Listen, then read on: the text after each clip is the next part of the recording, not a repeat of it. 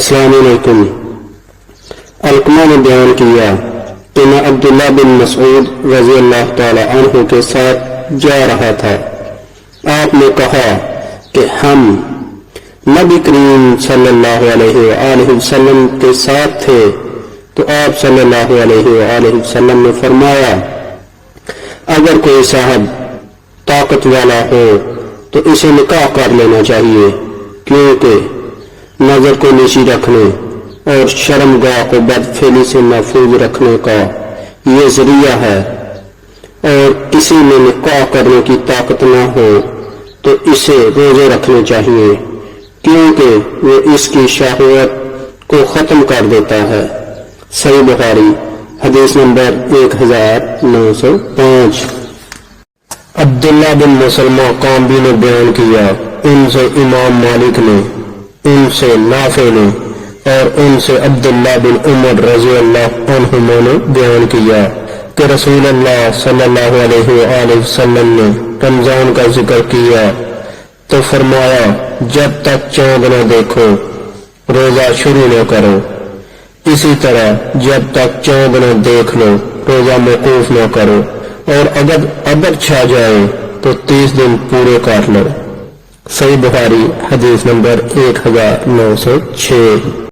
عبداللہ بن مسلمہ نے بیان کیا، کہا ہم سے مالک نے، ان سے عبداللہ بن دینار نے، اور ان سے عبداللہ بن عمر رضی اللہ عنہما نے بیان کیا کہ نبی کریم صلی اللہ علیہ وآلہ وسلم نے فرمایا مہینہ کبھی 29 راتوں کا بھی ہوتا ہے، اس لیے 29 پورے ہو جانے پر جب تک چاند نہ دیکھ لو روزہ شروع نہ کرو، اور اگر ابر ہو جائے تو 30 دن کا شمار پورا کر لو۔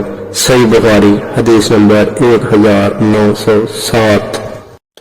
برا رضی اللہ عنہ نے بیان کیا کہ شروع اسلام میں حضرت محمد صلی اللہ علیہ وآلہ وسلم کے صحابہ رضی اللہ عنہم جب روزے سے ہوتے اور افطار کا وقت آتا تو کوئی روزہ دار اگر افطار سے پہلے بھی سو جاتا تو پھر اس رات میں بھی اور آنے والے دن میں بھی انہیں کھانے پینے کی اجازت نہیں تھی، تاکہ پھر شام ہو جاتی۔ پھر ایسا ہوا کہ کیف بن سرما انصاری رضی اللہ عنہ بھی روزے سے تھے۔ جب افطار کا وقت ہوا تو وہ اپنی بیوی کے پاس آئے اور ان سے پوچھا کیا تمہارے پاس کچھ کھانا ہے؟ انہوں نے کہا کہ اس وقت تو کچھ نہیں، لیکن میں جاتی ہوں کہیں سے لاؤں گی۔ دن بھر انہوں نے کام کیا تھا، اس لیے آنکھ لگ گئی۔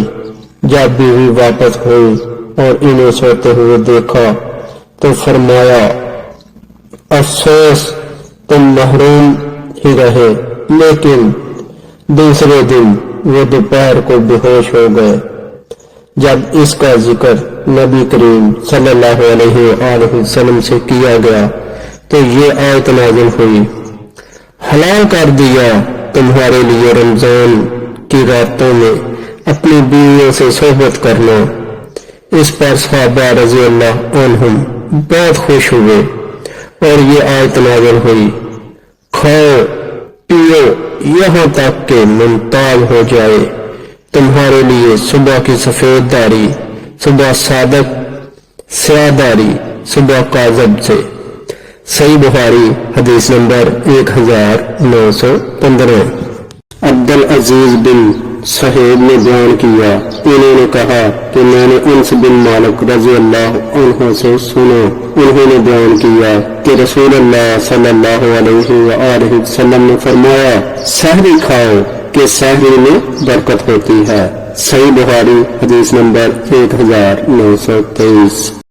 انہوں نے خبر دی اور انہیں عائشہ رضی اللہ عنہما نے نبی کریم صلی اللہ علیہ وآلہ وسلم کے حوالے سے دوسری سند امام بخاری نے کہا کہ اور ہم سے عبداللہ بن مسلمہ نے بیان کیا، ان سے امام مالک رحمۃ اللہ علیہ نے، ان سے حشام بن عروہ نے، ان سے ان کے باپ نے، اور ان سے عائشہ رضی اللہ عنہما نے بیان کیا کہ رسول اللہ صلی اللہ علیہ وآلہ وسلم اپنی بعض ازواج کا روزے دار ہونے کے باوجود بوسہ لے لیا کرتے تھے، پھر آپ ہنسے۔ صحیح بخاری حدیث نمبر 1928۔